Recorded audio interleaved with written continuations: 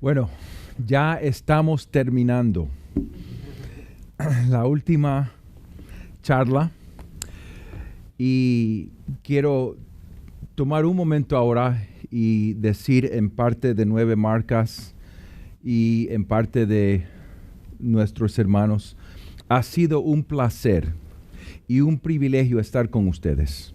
Realmente, nosotros estamos juntos en diferentes lugares, en diferentes tiempos y siempre gozamos estando juntos, pero realmente no hay más gozo que estar con hermanos y hermanas que podemos ver que el Señor está obrando de gran manera en el mundo hispano.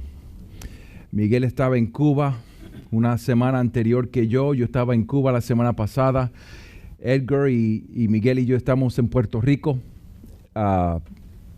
hace 2 días. Y la realidad, hermanos, es que Dios está haciendo una gran cosa. Y los quiero animar y quiero decirle que por favor sigan orando, porque lo que está pasando es tan maravilloso, y hay gran necesidad. Y una de las necesidades que vemos es acerca de lo que hemos estado hablando. Ahora, yo vengo a hablar a ustedes sobre las cosas, vamos a decir que realmente no son las cosas más interesantes, no son las primeras cosas que los pastores se juntan a hablar, pero realmente son las cosas en donde estamos cada día. Y eso es como dice Ryan, yo vengo como el plomero y vamos a hablar de la tubería.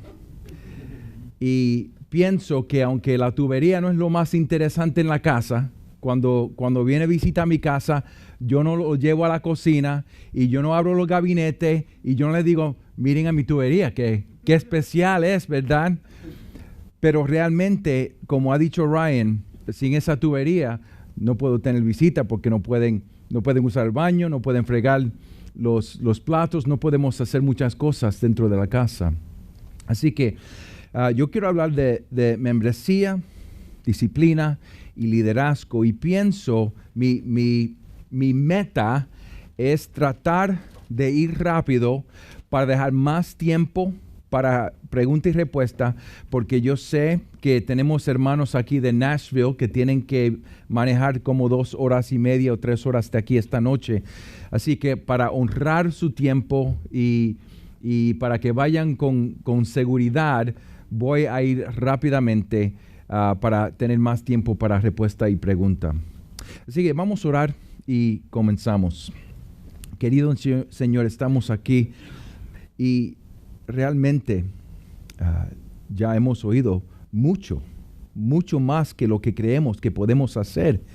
Y la verdad es que nosotros no lo podemos hacer en nuestra fuerza, en nuestro poder. Y estamos confesando juntamente esta noche que te necesitamos. Necesitamos la sabiduría que viene de los cielos y no de esta tierra. Una sabiduría celestial. Confesamos también que la sabiduría de este mundo ha entrado a la iglesia. Hay muchos libros de iglesias con propósito. Hay muchos libros de iglesias de diferentes maneras, y lo que necesitamos es la iglesia de Dios, la iglesia celestial, la iglesia del Nuevo Testamento, y cómo entender ser esta iglesia. Así que, Señor, ayúdanos ahora a entender sobre su palabra. Ayúdanos, Espíritu Santo, sea nuestro maestro en esos minutos. En el nombre de Jesucristo oramos. Ok.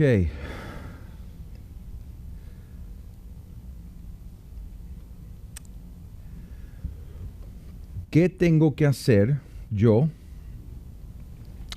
para ser miembro de su iglesia? Vamos a decir que yo llego a su servicio este domingo y me gustó lo que oí y ahora quiero ser miembro de su iglesia. ¿Qué es lo que tengo que hacer? Es posible que lo único que tengo que hacer es caminar hasta el frente, al fin del servicio, llenar una tarjetita y el pastor me coge al lado y dice, aquí está Juan Sánchez y él quiere ser miembro de la iglesia de nosotros. ¿Quién lo recibe? Y todos dicen, amén. Ahora, es posible, yo he sido parte de iglesias así que puede venir cualquier persona al fin del servicio, entregarse adelante del pastor y el pastor lo presenta a la iglesia y lo reciben. Y ahora, ¿cómo pueden saber lo que yo creo? Si ese es el proceso. ¿Cómo pueden saber que yo no soy un lobo teológico? No saben si soy un hombre, nada más que uniéndome con una iglesia buscando mujeres. No se sabe nada realmente.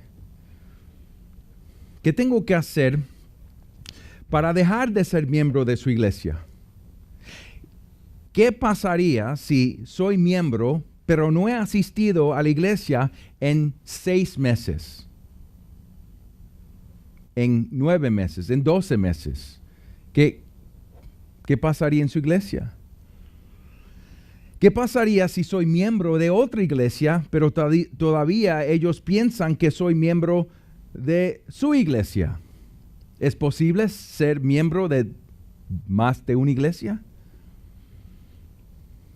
¿Qué pasaría si yo, que soy casado, entrara en una relación con una mujer que no es mi esposa? Como miembro de su iglesia, ¿qué pasaría conmigo si yo entro en una relación con otra mujer? Con un hombre. ¿Qué pasaría?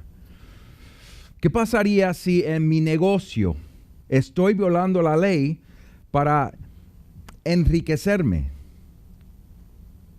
¿Qué pasaría? Todas estas preguntas son preguntas que forman parte de la tubería. Son preguntas que forman parte de la membresía y la disciplina. Es importante hablar de la predicación expositiva, la teología bíblica. Es importante de hablar del evangelio. Todas esas cosas son importantes, son clave. El evangelio es el corazón de la iglesia, hemos oído Edgar explicar. Pero la realidad es que todos nosotros estamos viviendo con seres humanos que son pecadores. Y vemos estas cosas en nuestras iglesias todos los días. Todos los días estamos luchando con estas cosas. Yo sé que en mi iglesia estamos luchando con estas mismas cosas. Por ejemplo, en la iglesia de nosotros, yo he sido el pastor por 8 años y medio. Cuando yo llegué a la iglesia, habían 1,500 miembros. Eso es éxito, ¿no? 1,500 miembros. El primer domingo que yo vine a predicar a esta iglesia de 1,500 miembros. Y habían 350 personas en el auditorio. ¿Qué está pasando? Pero hay 1,500 miembros, pero nada más que vienen 350. No me parece que es mucho éxito. ¿Cómo reconocen a los miembros en sus iglesias? ¿Y cómo rescatan a esos miembros que se han caído en pecado?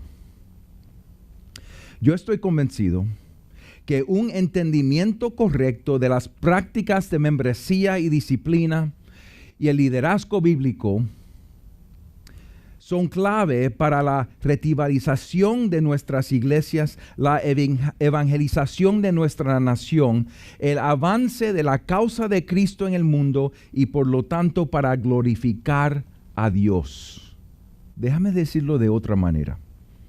Después de la oración y la predicación de la palabra de Dios, con un entendimiento correcto de Dios y del Evangelio, nosotros realmente creemos que una de las cosas más importantes que ustedes pueden hacer para promover la salud de los cristianos y la obra del evangelismo es enfocarse en sus prácticas de membresía y disciplina y liderazgo. Es más importante que tener buena música. Yo he escuchado mucha música latina en estas 2 semanas. Y no muy buena. Realmente, mucha de la música que he escuchado se lo puedo cantar a mi esposa. Y no hay diferencia.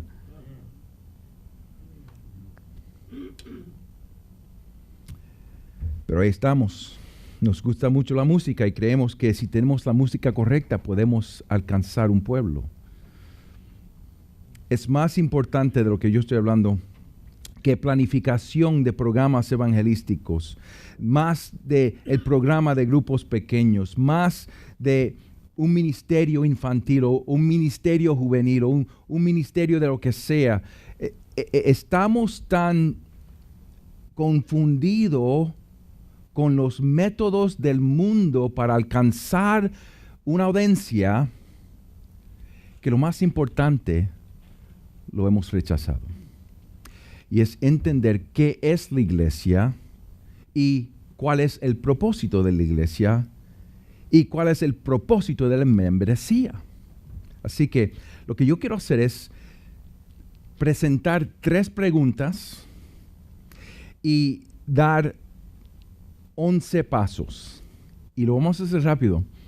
Pero 3 preguntas y después 12 pasos.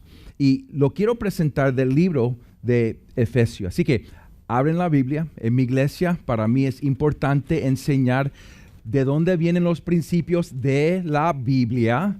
Así que yo quiero que ustedes pudieran ver de la Biblia que esto no es un método que Dios me reveló a mí o que encontré en un libro de filosofía, pero que viene de la Biblia. Así que vamos a estar en Efesios, vamos a ir a otros pasajes rápidamente, pero yo quiero enseñar de Efesios de lo que yo estoy hablando. La primera pregunta: ¿cuál es el propósito de la iglesia y por qué es importante? ¿Cuál es el propósito de la iglesia y por qué es importante? Y vamos a repasar sobre lo que Ryan ha dicho ya. Y realmente, para mí, yo entendí el propósito de la iglesia estudiando Efesios, y especialmente cuando pude entender Efesios capítulo 3. Aquí vemos que Dios muestra su gloria a los principados y potestades en los cielos a través de la iglesia. Fíjense, déjame decirlo de nuevo y lo vamos a leer en Efesios 3. Aquí en Efesios 3 dice que Dios está mostrando su multiforme sabiduría. ¿A quién? Al mundo celestial, a los cosmos. Dios está enseñando su multiforme sabiduría realmente a las autoridades. Cuando Pablo usa ese lenguaje, realmente está hablando de la estructura de autoridad del demonio, del diablo. Así que está diciendo Pablo aquí que Dios muestra su multiforme sabiduría a través de la iglesia de una forma. Así que yo pienso que aquí podemos empezar a ver el propósito de la iglesia. Y dice en Efesios 3, voy a leer 7 hasta el 12, dice aquí la palabra: es de este evangelio que fui hecho ministro, conforme al don de la gracia de Dios que se me ha concedido según la eficacia de su poder. A mí, que soy menos que el más pequeño de todos los santos, se me concedió esta gracia. Eso es lo que dice Pablo. Fíjense, su ministerio, el ministerio de Pablo. Pablo va a hablar de un misterio y para Pablo él usa esa palabra específicamente. Para Pablo un misterio es algo que estaba escondido, que no estaba revelado, pero que ahora está revelado. Y de esto es que Pablo está hablando. Y el misterio acerca de que Pablo está hablando es el misterio que anteriormente, bajo el pacto antiguo, que no estaba revelado, que los gentiles estaban incluidos en el plan de Dios, en el plan del Mesías de los judíos. Así que tenemos que entender, el Mesías era un Mesías judío, un Mesías para los judíos, un Mesías que iba a salvar a los judíos. Y lo que Pablo está diciendo es que el plan de Dios por siempre era incluir los gentiles, salvar a los gentiles por los judíos. Esa es la promesa que vemos en Génesis 12, 1 y 3, a través de Abraham.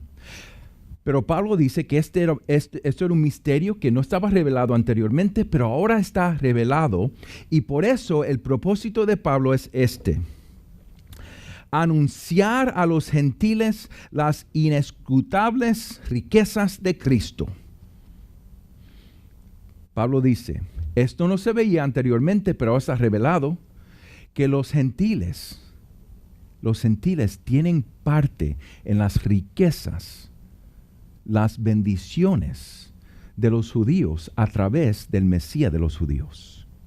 Y sacar a la luz cuál es la dispensación del ministerio por los siglos ha estado oculto en Dios, creador de todas las cosas. Pablo está diciendo, parte de mi ministerio es predicar a los gentiles que están incluidos en las bendiciones y a todos la luz de este plan, gentiles y judíos, este plan. Dice en versículo 10, de este modo, la infinita o multiforme sabiduría de Dios puede ser dada a conocer ahora por medio de la iglesia a los principados y potestades en los lugares celestiales, conforme al propósito eterno. Así que esto no fue plan B, ese siempre ha sido el plan, conforme al propósito eterno que llevó a cabo en Cristo Jesús nuestro Señor, en quien tenemos libertad y acceso a Dios con confianza por medio de la fe en Él. Este es el propósito de la iglesia. A través de la iglesia, Dios enseña, Él muestra su gran sabiduría al universo. Así que la pregunta es, ¿cómo? ¿Cómo Él se glorifica de esta manera? Y eso es lo que trata Efesios. En forma sencilla, Dios está mostrando su gloria y sabiduría al universo, salvando. Efesios 1, vemos la salvación que viene a través de la Trinidad, el Padre, el Hijo y el Espíritu Santo. Dios está salvando un pueblo para alabanza de su gloria, Efesios 1, 1 a 14. Y esta salvación es por la gracia de Dios, Efesios 2, 1 a 10. Y esta salvación incluye a pueblos de todas las etnias, Efesios 2, 11 a 19. Y lo que está diciendo Pablo es que la gran sabiduría de Dios se puede ver cuando Dios está salvando judíos y gentiles y uniéndolos bajo de la cabeza de Cristo. Cristo es la cabeza de la iglesia. Y Efesios nos dice que Dios está poniendo todo bajo la cabeza de Jesucristo. Y ahí vemos la gloria de Dios juntando judíos y gentiles bajo Cristo, sometiéndolos a Cristo en la iglesia. Y la maravilla es que este pueblo escogido, salvado por la gracia de Dios, este pueblo contiene no nada más judíos, pero judíos y gentiles, personas que anteriormente eran enemigos y ahora son hermanos. Y ahí podemos ver la gloria de Dios. Ahora les tengo que decir que este mundo ve mucha gloria en la diversidad. Y el mundo de nosotros, en los Estados Unidos, celebra la diversidad. Y realmente lo que vemos aquí es la diversidad del pueblo de Dios. Y es una gran belleza. Pero yo les quiero decir que el maravillo no es en la diversidad. El maravillo es que de esta diversidad Dios ha hecho una familia. Él ha hecho un pueblo. Y esa realmente es la maravilla. ¿Cómo se glorifica a Dios a sí mismo a través de la iglesia? Dios se glorifica a sí mismo uniendo a esta iglesia multiétnica en Cristo. Si vemos a Efesios 4, vemos como Pablo está diciendo, vamos a ir rápidamente, Efesios 4, 1 al 6. Pablo dice, yo pues prisionero del Señor, les ruego que ustedes vivan de una manera digna de la vocación con que han sido llamados, que vivan con toda humildad y mansedumbre, con paciencia, soportándose unos a otros en amor, esforzándose por preservar la unidad del Espíritu en el vínculo de la paz. Hay un solo cuerpo y un solo espíritu, así como también ustedes fueron llamados en una misma esperanza de su vocación, un solo Señor, una sola fe, un solo bautismo, un solo Dios y Padre de todos, que está sobre todos, por todos, en todos. Esa es la maravilla. Ese es el milagro del Evangelio. El milagro del Evangelio no es que mexicanos y cubanos y puertorriqueños pueden estar en el mismo cuarto. Lo único que tenemos que hacer para hacer eso es jugar fútbol. La maravilla es que hay cubanos y puertorriqueños, mexicanos, colombianos, hay chinos, hay anglos, hay indios, y que están juntos como hermanos y hermanas. Esa es la maravilla. Y ahí se ve la sabiduría de Dios, que trae personas que anteriormente eran enemigos y no se hablaban, y ahora son hermanos y están viniendo juntos a la mesa de la cena del Señor. Esa es la maravilla del Evangelio. Ese es el poder del Evangelio.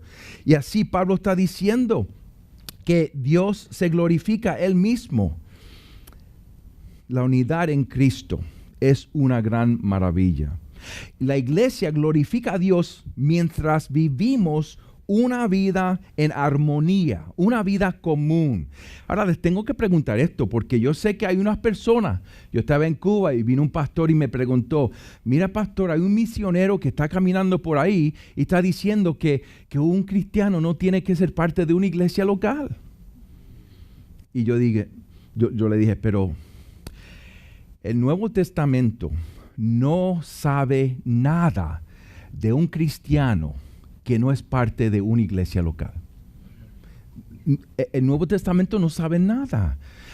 Así que, ¿cómo vamos a glorificar a Dios? Si tú eres un cristiano individuo y tú vas por ahí y tú vas por allá, ¿cómo se puede ver la sabiduría de Dios si no estamos juntos viviendo una vida en armonía y una vida común? Ahí se ve la gloria de Dios y la sabiduría de Dios cuando Él trae estas personas diferentes. No sé si ustedes entienden, en los Estados Unidos les gustan mucho las películas de vaqueros y indios. ¿Me entienden? Que los vaqueros siempre estaban peleando con los indios y los indios siempre estaban peleando con los vaqueros. Y en Texas le gustan plantear iglesias que llaman iglesias de vaqueros. Hombres en Texas que le gustan los caballos y le gustan la soga y le gustan hacer cosas de vaquero. Y yo pienso, ¿qué glorifica más a Dios? ¿Una iglesia llena de vaqueros o una iglesia donde están los vaqueros y los indios juntos como hermanos? Eso es lo que estoy diciendo. Eso es lo que Pablo está diciendo. Y realmente en Efesios 4 Pablo está diciendo, tienen que luchar para esa armonía.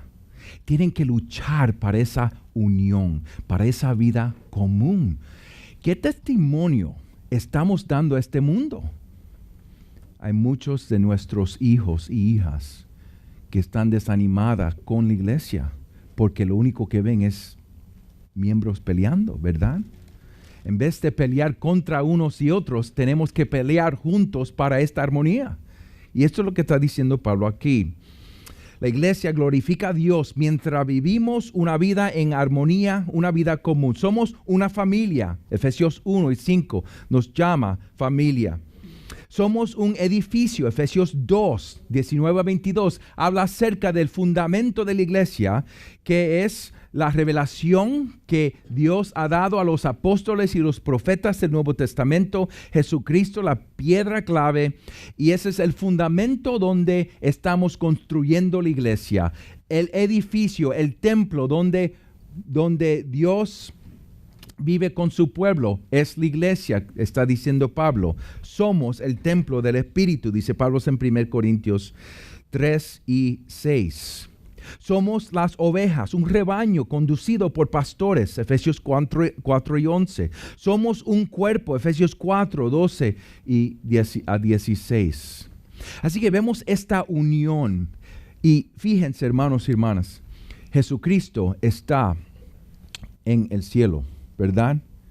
Pero si Jesucristo es la cabeza y si Él es el pastor de nosotros, ¿cómo Él está pastoreando la iglesia ahora? Vamos a Efesios 4 y 11.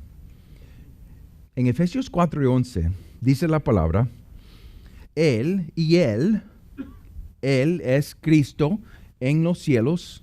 Vamos al 7, pero a cada uno de nosotros se nos ha concedido la gracia conforme a la medida del don de Cristo. Por tanto, dice, cuando ascendió a lo alto, está hablando de Jesús, llevó cautiva un gran número de cautivos y dio dones a los hombres. Esta expresión ascendió, ¿qué significa? Sino que Él también había descendido a las profundidades de la tierra. El que descendió es también el mismo que ascendió mucho más arriba de todos los cielos para poder llenarlo todo y Él. Y para mí es interesante porque si uno lee 1 de Corintios, ¿quién es el que da los dones espirituales? El Espíritu Santo. Aquí está diciendo que es el Jesús que se ascendió que está dando dones. Y los dones que Él da son ministros de la palabra de Dios para la iglesia. Efesios 4 y 11. Él dio a algunos el ser apóstoles. Ya hemos oído que ya no hay más apóstoles. Pueden preguntar acerca de eso en el tiempo de pregunta y respuesta. Y Miguel te da toda la respuesta. A otros profetas, ya Miguel ha dado la respuesta también de los profetas. A otros evangelistas, a otros pastores y maestros, a fin de capacitar a los santos para la obra del ministerio. Ustedes saben que Jesús está pastoreando su iglesia. Él mismo ha dado de los cielos. Él ha regalado a la iglesia ministros de la palabra de Dios. Ahora, es interesante para mí, porque lo que está diciendo aquí, aunque no hay apóstoles más y lo que crea de profetas, evangelistas, pastores y maestros, todos son ministros de la palabra. Y Jesús, el que ascendió, eso es lo que Él piensa que necesita la iglesia, ministros de la palabra. Vamos a 1 de Pedro, capítulo 5. Aquí Pedro lo dice de otra manera todavía. Dice, por tanto, 1 de Pedro, capítulo 5, versículo 1, por tanto a los ancianos entre ustedes exhorto yo, anciano como ellos, y testigo de los padecimientos de Cristo, y también participante de la gloria que ha de ser revelada. Pastoreen el rebaño de Dios entre ustedes, velando por él, no por obligación, sino voluntariamente como quiere Dios, no por la avaricia del dinero, sino con sincero deseo. Aquí vemos el corazón del pastor. El corazón del pastor es un corazón de amor para sus ovejas. No es un corazón que dice, ay, mira, tengo que ir a esa gente de nuevo y decirle lo mismo. Ese no es el corazón del pastor. El corazón del pastor son las ovejas de Dios. Y mi propósito, fíjense, dice Pablo en Colosenses 1, mi propósito es sencillo, es muy sencillo. Yo tengo que dirigir las ovejas de Dios de donde están a frente de Él. Eso es lo único que yo tengo que hacer. Yo tengo que llevar las ovejas de Dios donde están y dirigirlo. Y un pastor, ¿saben cómo un pastor dirige las ovejas, el rebaño? No así, vamos. No, el pastor los dirige hacia el frente y él dice, vamos. Estoy yendo muy rápido para ustedes. Ok, vamos, más despacio. Vamos. Ese es el corazón del pastor. Aquí dice Pedro, tampoco como teniendo señorío sobre los que les han sido confiados, sino demostrando ser ejemplos del rebaño. Y cuando aparezca el príncipe de los pastores, ustedes recibirán la corona inmarcesible de gloria. Eso es un cargo pesado. Podemos ir a 1 Timoteo 3 a ver las cualificaciones.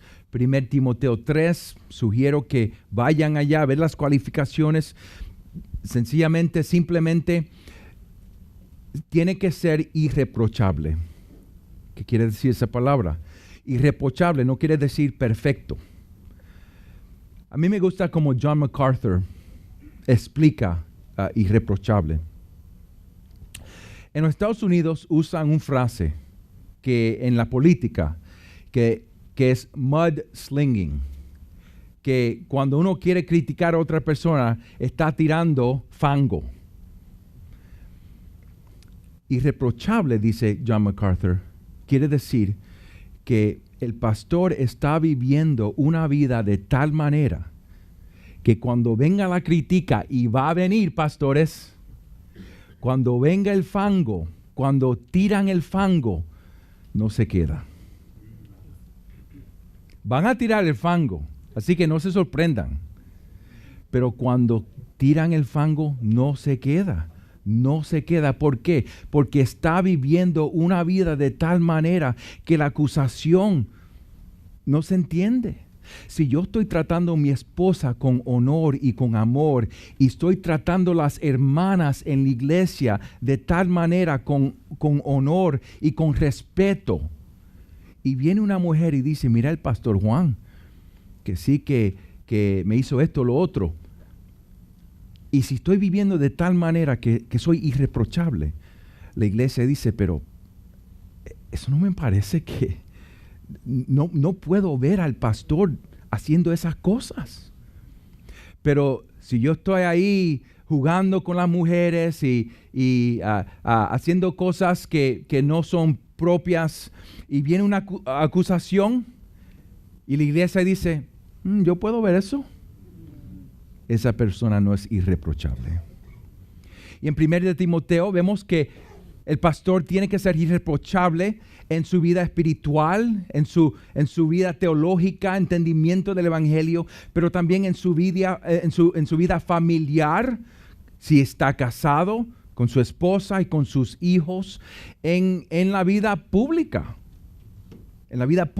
con el público, fuera de la iglesia, pero también en su carácter, en su vida personal.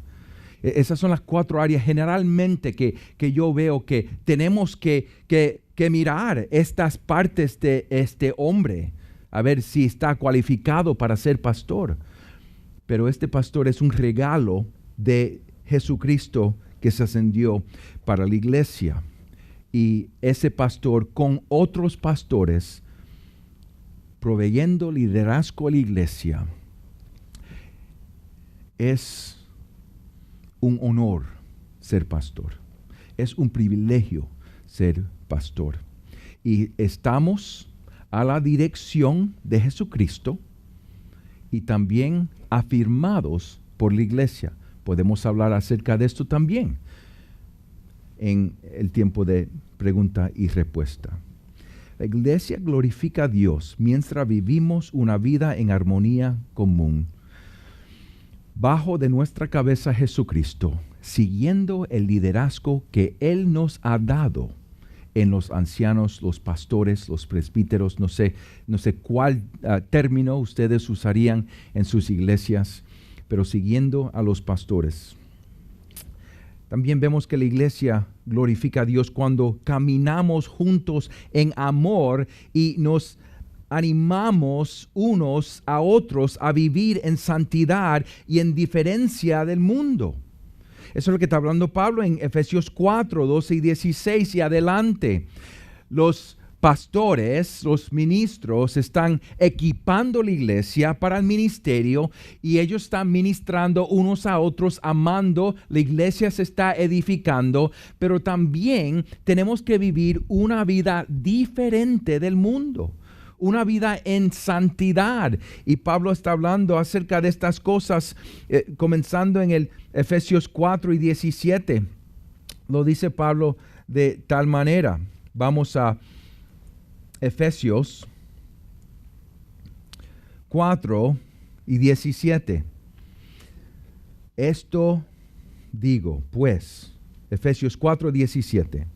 Y afirmo juntamente con el Señor que ustedes ya no anden así como andan también los gentiles, quiere decir los paganos, en la vanidad de su mente. Ellos tienen entenebrecido su entendimiento, están excluidos de la vida de Dios por causa de la ignorancia que hay en ellos, por la dureza de su corazón. Habiendo llegado a ser insensibles, se entregaron a la sensualidad para cometer con avidez toda clase de impurezas. Nosotros somos diferentes. Dios nos ha escogido del mundo, nos ha sacado del mundo para ser una embajada del reino de Dios en este mundo. Y tenemos que vivir una vida en santidad. Y glorificamos al Señor, glorificamos a nuestro Dios cuando estamos viviendo esta vida. Pablo habla acerca del matrimonio. El matrimonio debe de honrar y apuntar a Jesucristo. También habla acerca de familias en Efesios 6 y en relaciones de autoridad y submisión. Por eso es que existe la disciplina de la iglesia. La disciplina de la iglesia, ¿por qué existe? Existe por unas cuantas razones. Primero existe porque como hermanos y hermanas, cuando uno de nosotros se desvía, nosotros tenemos tanto amor que lo vamos a rescatar. Ese es el propósito de la disciplina. La disciplina es una operación de rescate. Eso es lo que es. Mi hermano se ha desviado. Mi hermano está alejándose del evangelio. Y ahora nosotros lo vamos a buscar, lo vamos a rescatar. Vamos a pedir por la misericordia de Dios. Arrepiéntate, hermano. Venga para atrás. Escucha el evangelio. Crea el evangelio, arrepiéntate de tus pecados y venga para atrás en obediencia. Pero si este hermano sigue, vamos a decir que un hermano se mete en adulterio. Y si él dice, no, ya no amo a mi esposa más, yo amo a esta mujer y yo voy a ir con ella. ¿Qué hace la iglesia? La iglesia dice, bueno, eso es lo que él quiere. Este es el pensamiento del mundo, vamos a decir. Si es amor, ¿quién soy yo a decir que eso no es amor? ¿Verdad? Eso no es lo que está diciendo el mundo. No. La Biblia no explica amor de la manera del mundo. Él se ha cometido con su esposa y su matrimonio apunta a Jesucristo. Y ese hombre está mintiendo. y está diciendo al mundo afuera, está diciendo, miren, como yo amo a mi esposa, que me fui y busqué otra, asimismo Jesús te ama a ti. Eso es lo que está diciendo el hombre que dice que es cristiano, que deja a su esposa para buscar a otra. Está diciendo, a lo mejor no lo quiere decir y no lo dice con sus labios, pero está diciendo al mundo, así ama a Cristo a su esposa. ¿Sí que estamos diciendo la verdad o estamos diciendo mentiras en nuestros matrimonios? Y la iglesia trata primero de rescatar esa persona, pero si no puede rescatar esa persona, entonces tampoco podemos dejar a él seguir mintiendo al mundo de Jesucristo y del amor de Jesucristo para su iglesia. Y tenemos que proteger el evangelio, tenemos que proteger el testimonio de Cristo, tenemos que proteger el testimonio de la iglesia, el testimonio y la gloria de Dios, a decirle a esta persona, tú no estás viviendo como un cristiano. Nosotros no estamos en el trono de Dios. Así que no podemos decir que tú no eres cristiano. Eso no es para mí juzgar. Pero lo que podemos decir es, no estás actuando como cristianos y no te podemos dejar seguir pensando que eres cristiano. Así que te vamos a alejar de la membresía de esta iglesia. Porque realmente tú has decidido estar afuera. Tú has rompido el pacto de nuestra iglesia. Tú no estás viviendo en tu profesión de Cristo. Así que te amamos y te vamos a seguir persiguiendo. Te amamos, pero no podemos dejarte creyendo que eres miembro y todo está bien. Y eso es la disciplina. Estamos tratando de glorificar a Dios viviendo esta vida, glorificando a Dios en nuestros matrimonios, en nuestras familias, en nuestras relaciones. La iglesia glorifica a Dios cuando perseveramos juntos en la fe. Por eso es que necesitamos unos a otros. Edgar habló acerca de la cultura de discipulados. Es una cultura, hermanos, mira. Es una cultura que dice, en los días que yo tengo mucho ánimo, yo te quiero animar. Pero en los días que estoy desanimado, yo necesito usted que me anime a mí. Necesitamos unos a otros. Estamos en un maratón. Y hay veces que tenemos que decir, mira Juan, no dejes de correr ahora. Estamos juntos, estamos corriendo, pero no dejes de correr. Vamos, yo voy a correr contigo. Y nos vamos a ayudar unos a otros. Y perseveraremos juntos en fe. Eso es lo que habla Efesios 6, 10 a 20. Luchando contra el diablo, luchando contra el mundo espiritual demónico, luchando junto en una vida de discipulado. La segunda pregunta, y vamos más rápido ahora. ¿Por qué unirse a una iglesia? ¿Por qué membresía? Por todas estas razones que ya he dado. Ser miembro de la iglesia significa hacer compromisos públicos y visibles. Es decir, Dios me ha salvado de este mundo y me ha incluido en su familia. Y ahora yo voy a compartir con esta familia local y a vivir esta vida común, a glorificar a Dios con esta iglesia, a alcanzar este mundo con el evangelio juntamente con estos hermanos y hermanas. ¿Dónde vemos membresía? Vemos membresía cuando vemos en el Nuevo Testamento que había un entendimiento quién estaba dentro de la iglesia y quién estaba fuera de la iglesia. En 1 Corintios 5, cuando el hombre estaba en adulterio con la esposa de su papá, Pablo está diciendo que tienen que remover esa persona de la iglesia, de la membresía, porque está viviendo una mentira. Y si uno se saca de la membresía, hay que tener un entendimiento quién está dentro de la membresía. En 1 Timoteo 5 vemos una lista de viudas. Había un entendimiento. ¿Quién estaba dentro para ayudar? ¿Quién estaba dentro para excluir? Y vemos diferentes pasos así, hasta en Hechos 6. En Hechos 6 vemos que había un problema en la distribución de comida. Así que ellos sabían quién estaban ahí y quién no estaban ahí. Así que, ¿con quién hacemos estos compromisos? ¿Y qué tipo de compromisos son? Hacemos este compromiso con Dios. Él nos ha salvado y ahora estamos glorificando a Él con su pueblo en una iglesia local. Hacemos este compromiso con los líderes de la iglesia.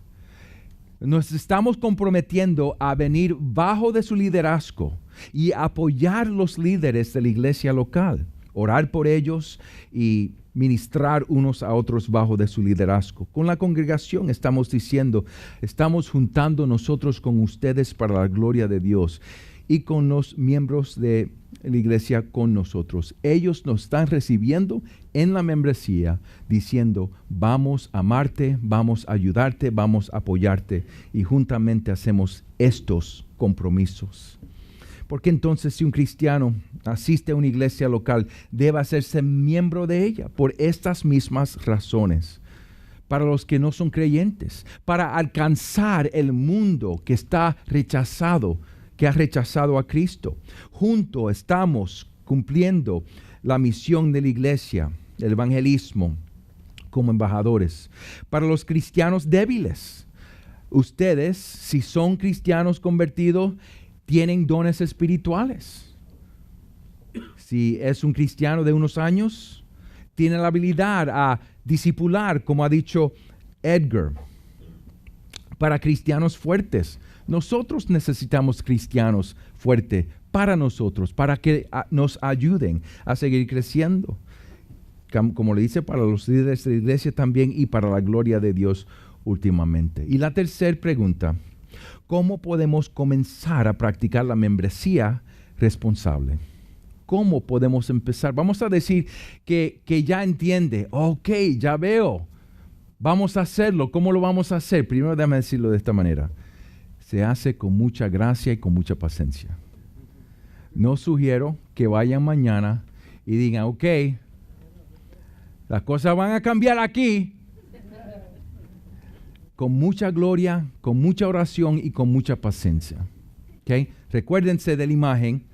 El pastor está aquí al frente y está diciendo, vamos, vamos. Ok, te espero. Ok, vamos. Despacio, con paciencia, con gracia, con misericordia, con amor. Tenemos que pastorear la iglesia que tenemos, no la iglesia que queremos. Hay unos pastores que ven a la iglesia de John MacArthur y quieren esa iglesia y empiezan a pensar que la iglesia que yo tengo de 10 miembros ahora es la iglesia de MacArthur, y ahora voy a predicar a ellos, estos 10 nuevos creyentes, de la manera que MacArthur pastorea 10,000. Tenemos que pastorear la iglesia que tenemos, no la iglesia que queremos. Y el propósito de nosotros es dirigir el rebaño del Señor de donde están a su presencia. Y pastores, nosotros vamos a dar de cuenta. Vamos a dar de cuenta. Piensen eso. Yo sugiero que protejan la puerta principal de la iglesia, un proceso de afiliación. Podemos hablar acerca de esto prácticamente con Ryan y con Edgar y con Miguel. Esa es mi sugerencia. Número 1, predique el evangelio. Predique el evangelio. Eso es una cosa que se puede hacer este domingo. En su predicación expositiva, predique a Cristo. Alce a Cristo. Ponga a Cristo al centro. Y comienza predicando el evangelio. Comienza predicando expositivamente con Cristo en el centro. Y la predicación de la doctrina de la iglesia, la membresía, coja un tiempo a predicar. No debe de haber un cambio que trae tanto choque en la iglesia que las cosas se ponen tan mal. Antes de hacer cambios, reúnanse con sus líderes y estudien estas cosas desde la palabra de Dios primeramente. Y después, cuando los líderes están de acuerdo, entonces empieza una serie de exposición acerca de la membresía y de la iglesia. Así que están estudiando y los líderes están de acuerdo y la iglesia está de acuerdo y están predicando y están enseñando. Tienen tiempos de preguntas y respuestas. Así que hagan todo despacio, con paciencia y con gracia. Presente a los nuevos miembros a su iglesia. Digan, ok, tenemos un proceso de membresía. ¿Cuándo lo pueden instituir? Tenemos un proceso de membresía y es posible que tenemos diferentes procesos en nuestras iglesias. En el tiempo de preguntas y respuestas, si me quieren preguntar el proceso en la iglesia de nosotros, lo puedo explicar. Pero tenemos un proceso y tenemos una entrevista con los pastores. Y después de esos procesos, cuando conocemos a las personas, los presentamos a la iglesia y les decimos, esta persona, Juan Sánchez, es candidato para membresía. Vamos a tomar 2 semanas a orar por esta persona. ¿Hay alguien que sabe algo de Juan Sánchez que tenemos que saber? No bochinche, como dicen los boricuas. Pero hay algo que necesitamos saber de esta persona. En 2 semanas o en la próxima reunión de los miembros, presentamos a esa persona y la membresía lo recibe. Así que ha habido un proceso y no es que un proceso perfecto, pero por lo menos hemos escuchado si esa persona sabe el evangelio, si esa persona entiende lo que nosotros creemos y si esa persona entiende los compromisos en que está entrando. Eso requiere para nosotros una clase de membresía antes de presentar a los candidatos para membresía y una entrevista y afirmación congregacional. Así que estamos protegiendo la puerta principal, pero estamos abriendo la puerta de atrás de la iglesia, la disciplina. Nosotros empezamos hace 8 años y medio con 1,500 miembros, 350 en asistencia. Y lo que tuvimos que decir es, nosotros no conocemos más de 1,000 personas. Y yo no quiero ir al cielo cuando yo no tengo vida. Yo no quiero ir al cielo y dar de acuerdo de 1,000 personas que yo no sé quiénes son. Así que entramos en un proceso realmente de disciplina que quitamos más de 1,000 personas de la membresía de nosotros. Empezamos despacio, con paciencia. Removimos primero las personas que estaban muertos. Eso era lo más fácil. Porque no pueden tirar fango. Ya están muertos. Después una campaña de llamar a todas las personas. Muchas personas ya estaban en otras iglesias y estábamos gozo con ellos. Sigan asistiendo a esas iglesias. Pero después de como 6 o 7 años, pudimos traer a la membresía a como 500. Y por la gracia de Dios, ahora tenemos como 600, 700 en asistencia. Así que tenemos más que vienen que la membresía. Y para nosotros eso parece algo de salud de la iglesia. Y las personas que están entrando en la membresía saben lo que nosotros requeremos y también lo que ellos quieren de nosotros también. Así que en 3 minutos, 12 pasos. ¿Listo? Pongan sus cinturones y aquí vamos. Yo sé, pero quiero dar más tiempo para las preguntas. Me dicen que tengo 10 minutos, pero yo quiero honrar su tiempo. Yo quiero ser el primer latino que termina antes de su tiempo.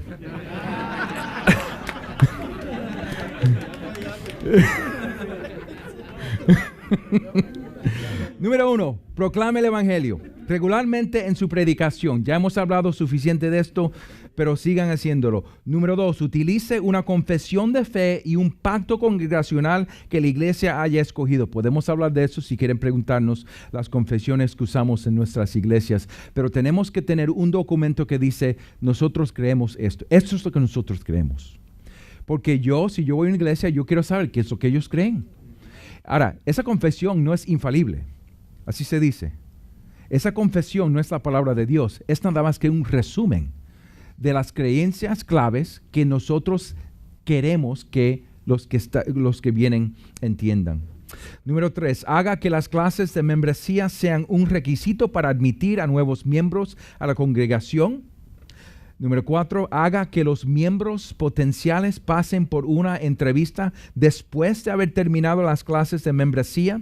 He explicado eso generalmente.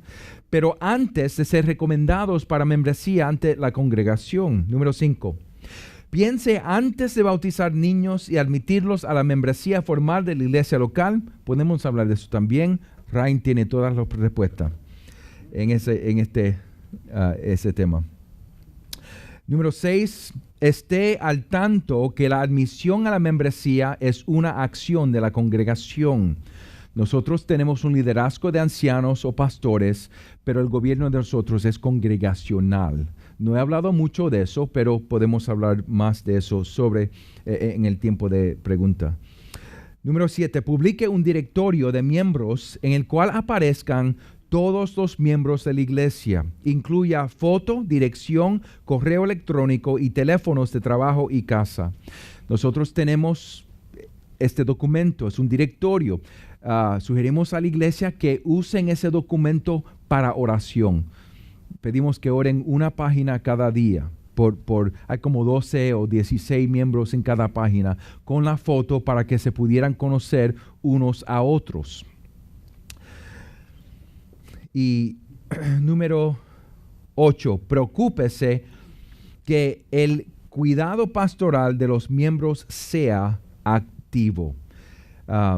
Cuando los ancianos nos reunimos 2 veces al mes, el primer y tercer lunes por la noche, como de las 6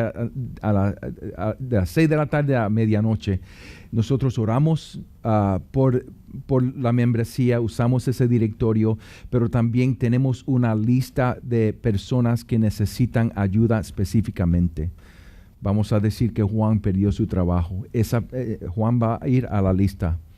Y nos vamos a encargar de Juan activamente. Y uno de los ancianos va a seguir y le va a preguntar a Juan, ¿qué es lo que necesita? ¿Está bien?